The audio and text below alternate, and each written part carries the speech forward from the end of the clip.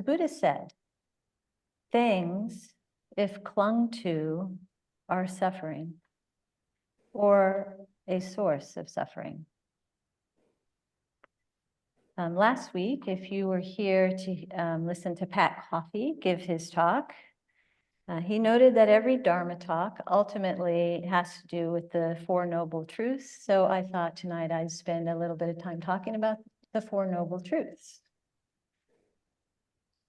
The Buddha, oh, here we go. There we go. The Buddha the first of his teachings after becoming enlightened, and enlightened, the way I'm talking about it this evening, is to be awake, to see things as they truly are. So his first teaching included the Four Noble Truths. I'm just going to review those briefly. The first noble truth is there is suffering in life. The second noble truth is there is a cause of this suffering, which includes craving. The third noble truth is there is a possibility for the cessation of suffering. And the fourth noble truth, there is a path for the cessation of suffering. Here's what the Buddha said about suffering. Now this, bhikkhus, is the noble truth of suffering. Birth is suffering. Aging is suffering. Illness is suffering. Death is suffering. Union with what is displeasing is suffering. Separation from what is pleasing is suffering. Not to get what one wants is suffering. In brief, the five aggregates subject to clinging are suffering.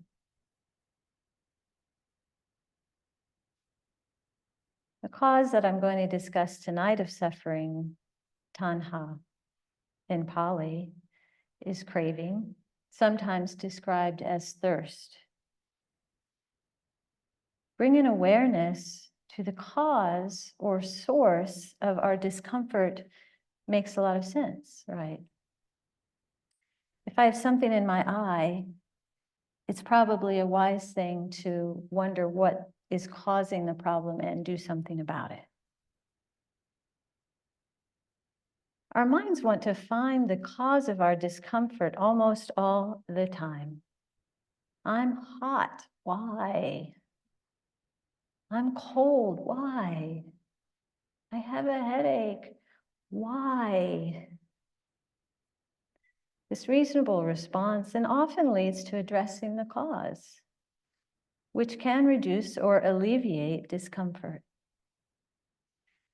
But sometimes our quest for the cause can be less productive, as we've heard in the Buddhist teachings of the two arrows. First arrow. Ouch. That was dramatic. I'll have to remember that. We'll try over here. We know the arrow is causing us pain, and it would be wise to address this pain.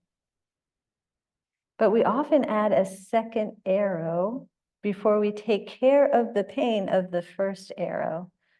Who shot this arrow? What kind of arrow is this? Why was it shot at me? Again, these are reasonable questions, but can interfere with addressing the pain of the arrow in that moment. Another less painful example is standing in the rain, asking, why is it raining? And getting wet instead of just putting up an umbrella. That being said, once the first arrow is addressed, is there not some wisdom in understanding how it got there to begin with?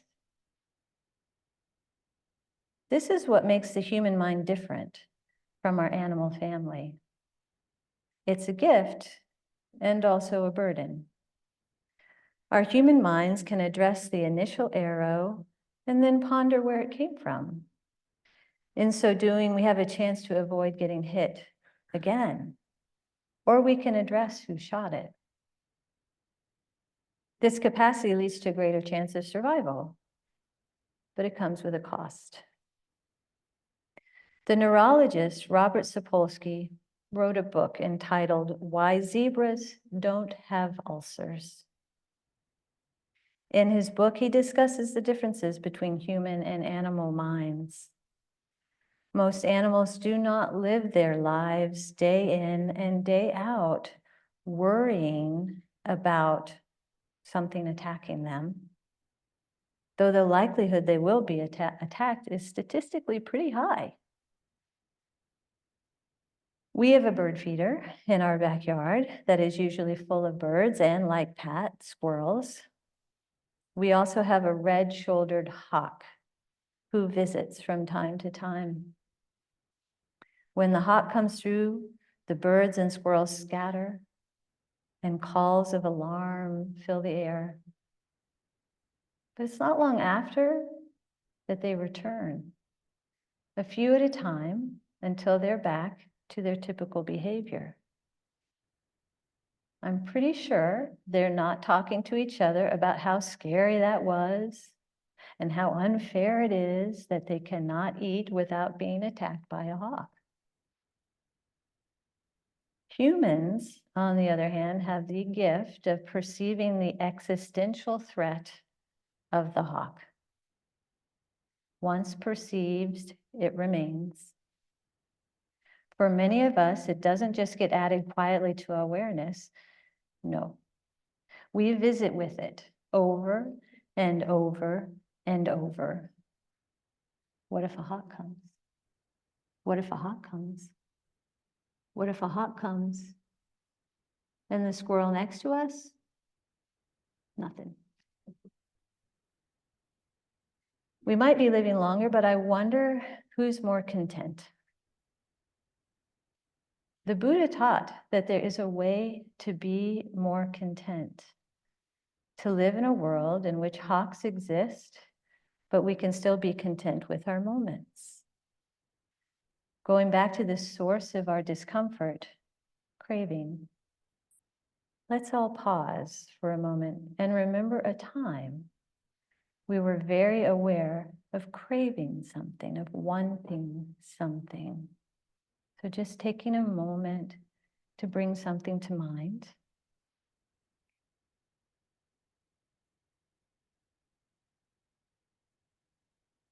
Examples could be feeling bored and wanting to leave, wanting time with someone, wanting a certain food. Please bring up a time of simple craving, not the most difficult.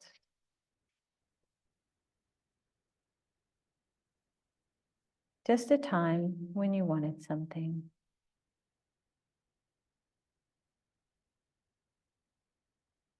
You can bring up that specific time, noticing where you are, and noticing what it feels like. Seeing if you can notice sensations in the body associated with that feeling.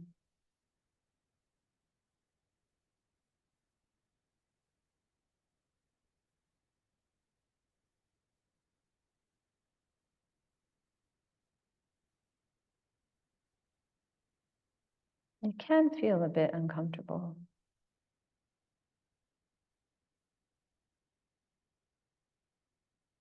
I've learned some things about how habits are formed. Habits are a cycle or loop with a beginning, middle, and end. The beginning of the cycle is a cue, making contact with something. I see the cookie. The second part is an action or routine. I eat the cookie. The final step is the reward. I enjoy the cookie. I should have brought it up here for that example. Because my mind remembers the reward associated with the action brought on by the cue, anytime I see a cookie, I remember the reward and follow the routine. What's fascinating, though, at some point, the behavior gets associated with craving the reward. In many cases, it actually becomes more reinforcing to reduce the craving than to get the reward. So actually, in a habit, I see the cookie. I want the cookie. I eat the cookie. And then there's the reward. And the reward is both the reward of eating the cookie itself and the reducing of the craving. And at this point, you might be wondering what all of this has to do with clinging to the story of life. At least for me, it can be helpful to understand what I'm craving before I can work with the craving itself. What is it about life? What is it about life that I'm craving? What am I clinging to or holding on to so tightly that I suffer? What in my story of life am I clinging to?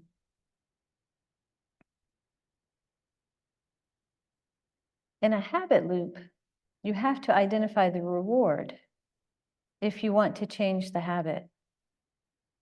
Many people understandably believe in order to change a habit, you change the behavior. Not so.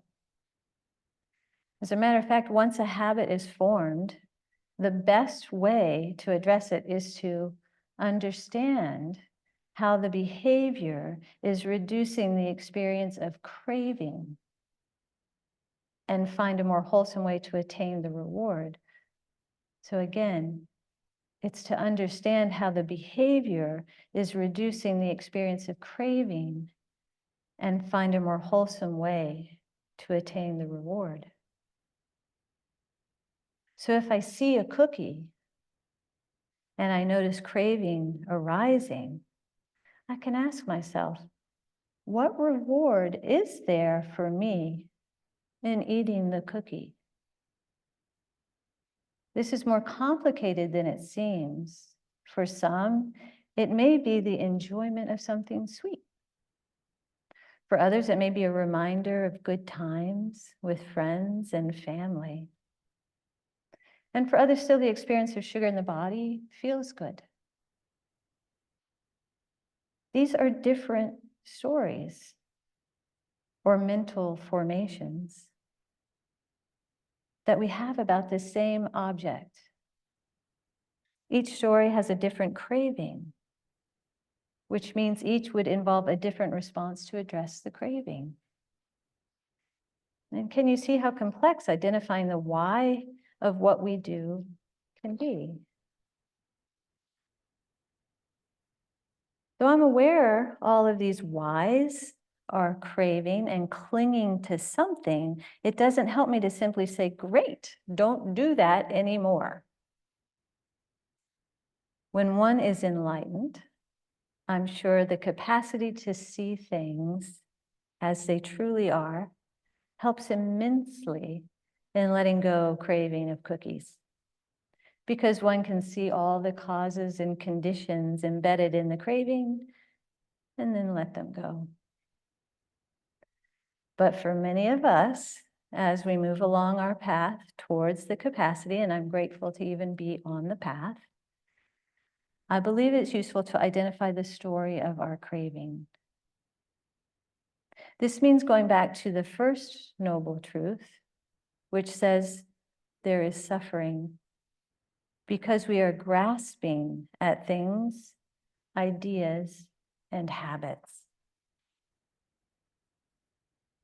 The suffering in the first noble truth involves the activity of clinging to something, be it objects, thoughts, or experiences. For example, I must have cookies in my house to satisfy the craving, the story associated with the cookie, and not have to experience the discomfort of the craving. The source of discomfort is craving or the story, not the cookie. The activity of suffering is clinging or grasping to the belief I must keep cookies in my house. Again, the activity of suffering is clinging or grasping to the belief I must keep cookies in my house.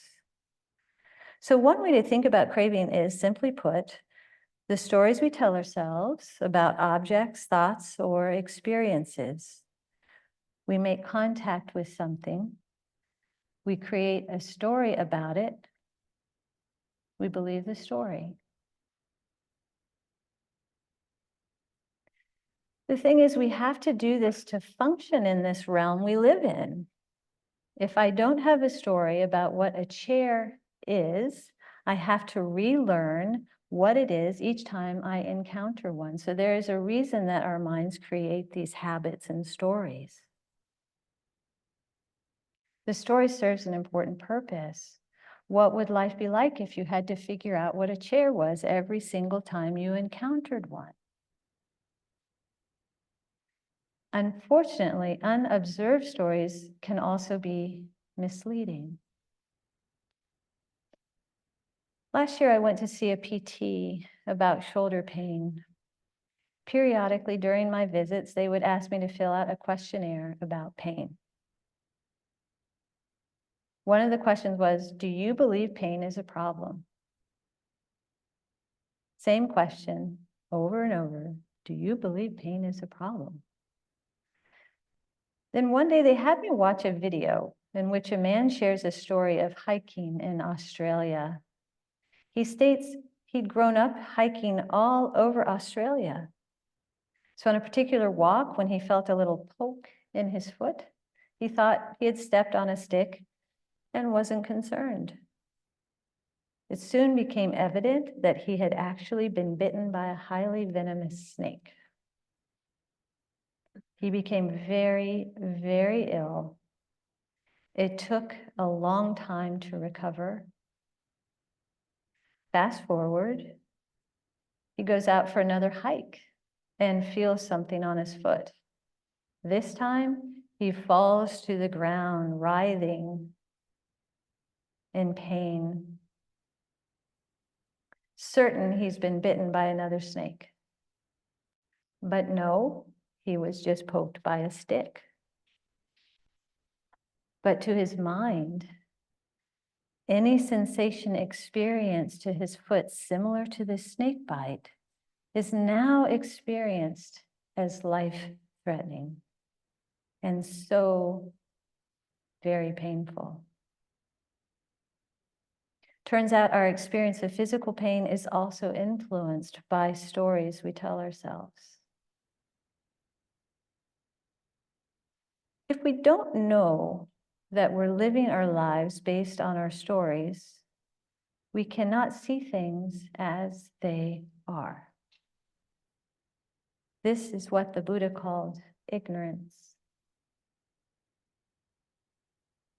Since our mind is constantly creating stories about everything, it's our practice of mindful presence that gives us the space to see these stories as they are.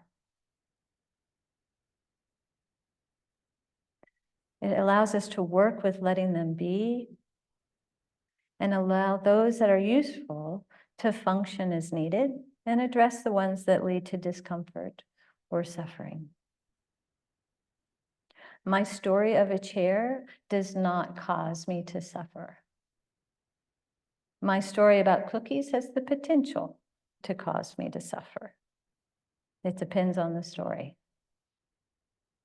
It is useful to have the ability to observe these stories non-judgmentally and to be able to work with the craving associated with them.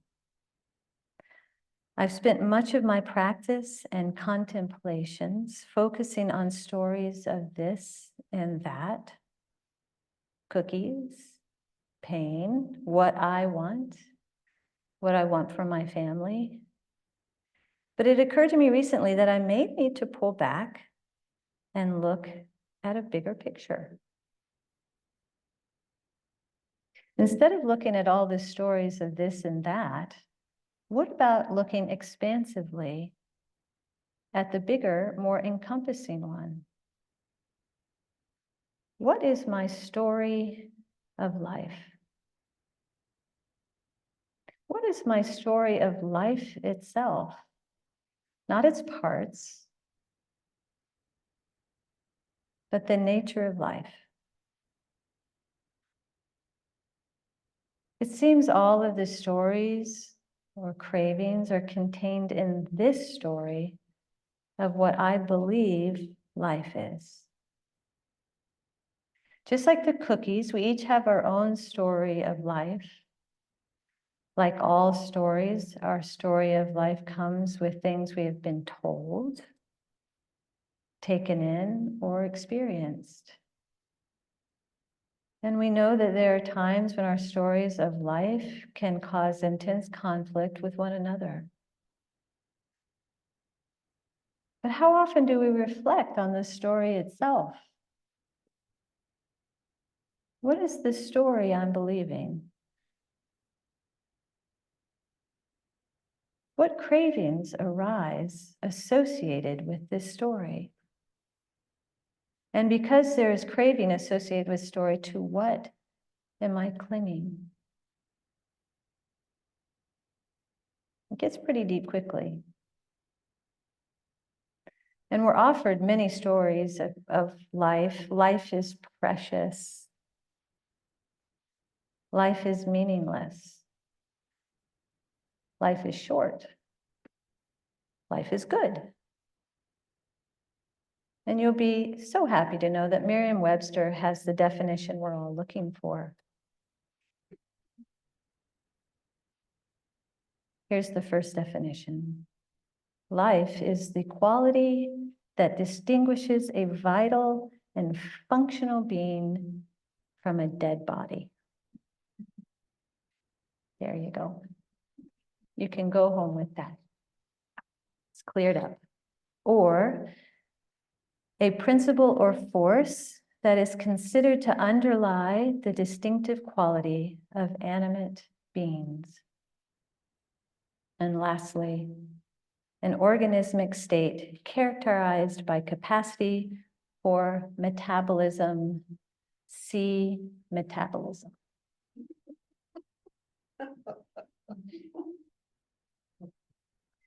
Isn't it possible if we can see that even life itself can be perceived as another story we tell ourselves? We might be better able to simply put up our umbrellas or even walk in the rain with a little more joy and less angst about getting wet. Might we take things less personally?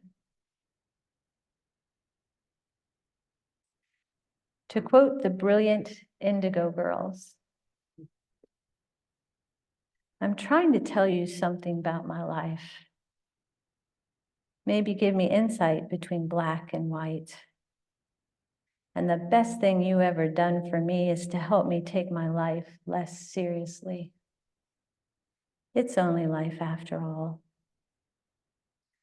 Well, darkness has a hunger that's insatiable, and lightness has a call that's hard to hear. And I wrap my fear around me like a blanket. I sailed my ship off to safety till I sank it. I'm crawling on your shores. And I went to the doctor. I went to the mountains. I looked to the children. I drank from the fountains. There's more than one answer to these questions, pointing me in a crooked line. And the less I seek my source for some definitive, the less I seek my source, closer I am to find. Closer I am to find.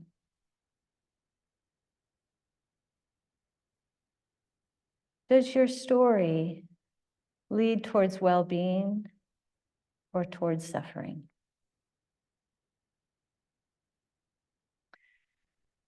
Stories that lead towards well-being can be wholesome. I once heard Stephen King asked in an interview if he believed in God. He said he did because it made him happy to do so. Here's a little poem by David Wolf Budbill called Bugs in a Bowl.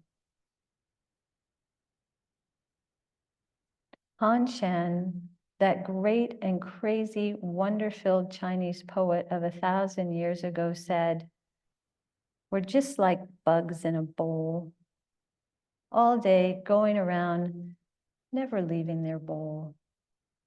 I say, that's right. Every day, climbing up the steep sides, sliding back.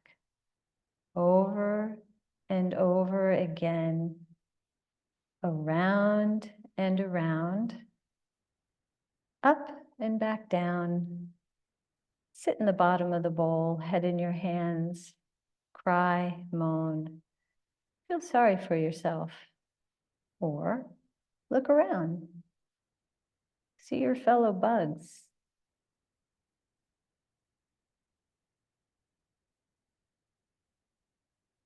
Walk around, say, "Hey, how you doing?" Say, "Nice bowl."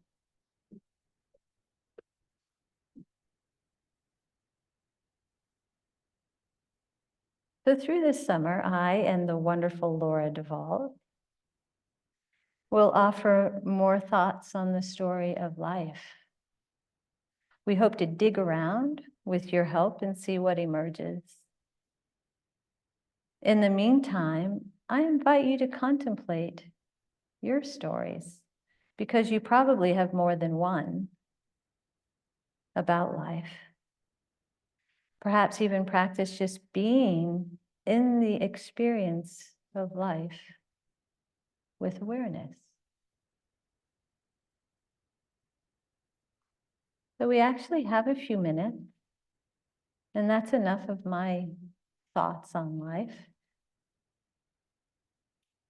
I'm interested if anyone has any of their own thoughts or reactions or questions that you would like to add to our evening.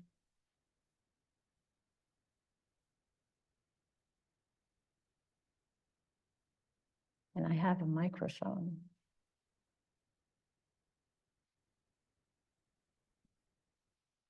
Oh.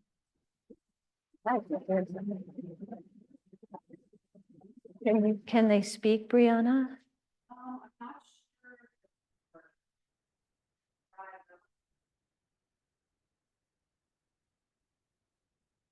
Maybe not. Any questions about habits? How to work with habits? Craving? What craving is? And what all this has to do with anything with life?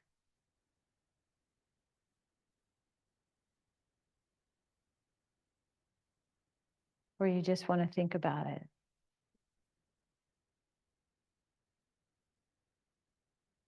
Okay.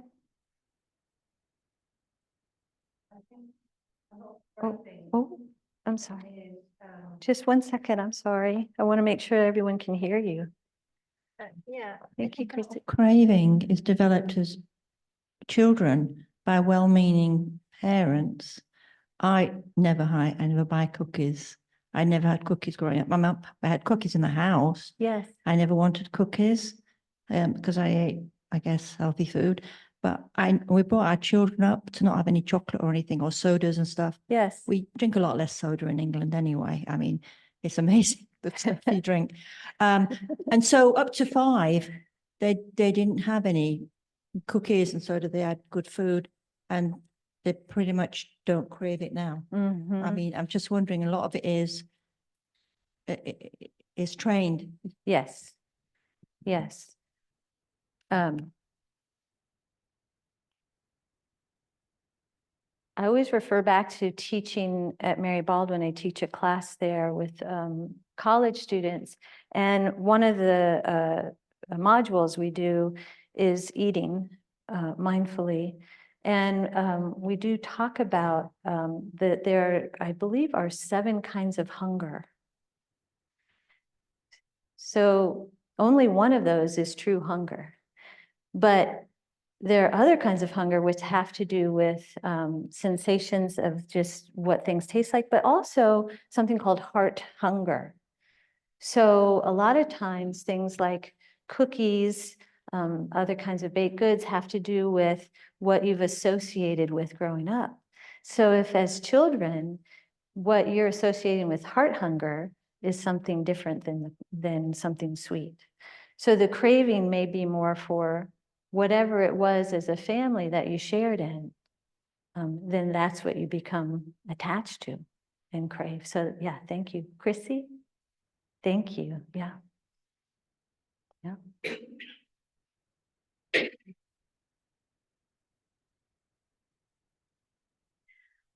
Did it make sense to you to hear about this? I mean, I know I sort of threw in a lot of things, but this habit loop, and I think craving, I think it's really fascinating to me that craving is such an important or a powerful drive for us, and that it's such a powerful part of our habit loop. Did it make sense to you that you actually have to focus on the reward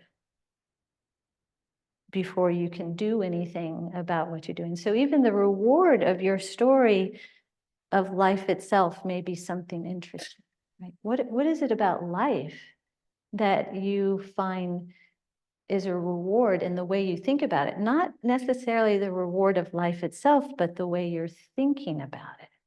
How is that rewarding to you? Okay. So we'll be asking you to be thinking more about this.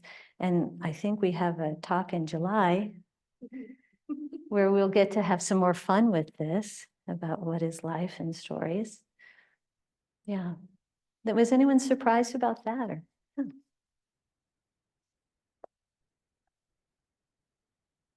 Thank you. Sure. So why did it have to be cookies? Um, Over the past years, I'm Catholic. So during Lent, I would give up cookies. And, I love them. I love sweets. And so some of this struck a chord with me tonight of just, the suffering, and it's not hard, right? Like it's 6 weeks. It is a long time to give something up, but then there's, we find a companion in our suffering in Jesus as our savior in the Catholic Church. Like, so, sometimes I guess it's okay to have some suffering and maybe to give something up or to experience that, which maybe then gives it a greater value later, or because you did without it, and so. Interesting. Yeah, Thank thanks. you. Thank you. Thank you, John. Yeah, that's an interesting thing to note. What do we learn from suffering? It is true that people who experience stress actually have more meaningful lives, depending on how they're interpreting the stress. So if you have a life that is blessed with no suffering, which of course we know is not true, but or at least very little, it impacts your experience of feeling that your life is meaningful. It also impacts your ability to develop wisdom. So what is our story about suffering? It doesn't make it right and wrong, but something to be curious about. And each of us has a different story.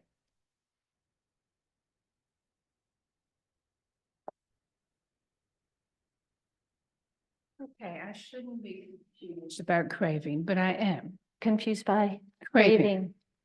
Can craving be okay and worthwhile? For example, to awaken in the morning, I need to brush my teeth. I'm craving to brush my teeth. Do you know what I'm saying? Yeah. we're talking about it as something like we shouldn't be doing. Mhm. It's a good question. But I get confused with that word. And I've heard it again and again, and it will not go through my. Do you have an answer, Sidna? Well, A thought? I'm asking you. Yeah. Or anybody in here. Yeah. Yeah. Does anyone feel like you'd like to say something about that? Is craving wrong? It seems like she's also talking about habits. A daily habit. Yeah, That feels good. that feels good. Yeah. Yeah. I think in terms, at least, oh, was there someone who wanted to answer? Oh, nice. Thank you. You were going to answer or respond to Sidna? Oh, another question? Oh, okay. Well, let me, a kind of response, please go right ahead. I was just gonna say, I had a similar question about craving being like human nature, and I was thinking about the zebra thing. But like the fact that we're primates and wired for human connection, that I feel like a lot of people crave safety in a social setting, and they have suffering because they either can't find that or, you know, feel lonely or that kind of thing. So I was just curious about that because I feel like that's so tied to health and well-being. Not quite the same as teeth brushing, more of that. That's more of like a habit, but I think the two are related in terms of craving potentially being a good thing. Thank you, Tim. Does anyone have any thoughts you'd like to respond? Ah, yes, Laura. Well, it seems to me that brushing one's teeth is a lot like having a cookie. Mhm. Having a cookie. So if I want a cookie, in your example, your teaching was that once I've had the cookie, it feels good for whatever reason it feels good. And that's why I want a cookie the next time. Yes. So if I wake up and my mouth feels like the desert, then I know that brushing my teeth will make my mouth feel better. So I wake up suffering. And this is my way to address that suffering, that craving for a mouth that doesn't feel like the desert.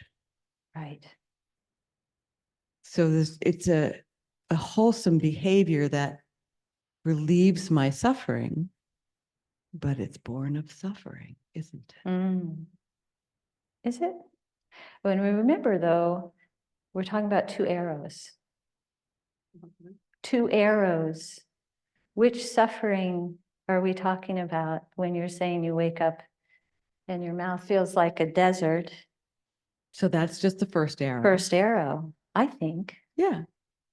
But I don't know that, does that mean that does it matter which arrow? I mean, the point is suffering and craving is craving. Is that the point? Well, we'll find out next month. Sharon. What Denise Taylor, a friend of mine, once asked a monastic, so really, if there's chocolate and vanilla, you don't have a preference? And he said, absolutely, I have a preference. I prefer chocolate. But if I don't get it, it's okay. And I thought that was really the key. It's like, if I don't get it, is it okay? Can I, is it okay? I don't brush my teeth. Yeah. Or if I don't get the cookie, or is it okay? So I think that was really helpful for me to hear that story, So sure, I have preference. Right. You offer me both, I'll take the chocolate. I'm good. Yeah. Right. Yeah. And I loved your analogy of the chair too. I hadn't ever thought of it quite that simply. And I really like, I have a story about a chair, but it's not causing any suffering. It's Right. not causing any problem. Anyway, this is another thought. Thank you, Sharon. I'm going to read what we have up here. As I understand it, there is healthy desire. Craving is desire that leads to suffering. Thank you, Dave. Yes, that makes sense, doesn't it? Right. Yes, I know we're out of time, so these are things to really be thinking more about, right? Like, and remember I was saying there's wholesome stories, and we can remember Stephen King's comment, I believe in God because it makes me happy to do so, right? Is it not wholesome to take care of your teeth? That's some self-care. There's a desire to do it. Craving for me, I think, is that in addition, if you think about the body sensation of sort of a feeling, right? Right. And then the clinging that's associated, which goes with the preference. Right. These are great questions. I hope you all come back in July. I have to wish I had the date so that we can offer when we'll talk about that more. I'm going to just close us out with a dedication. May all beings know love. May all beings experience kindness. May all beings live with gratitude for each moment of life. Thank you all.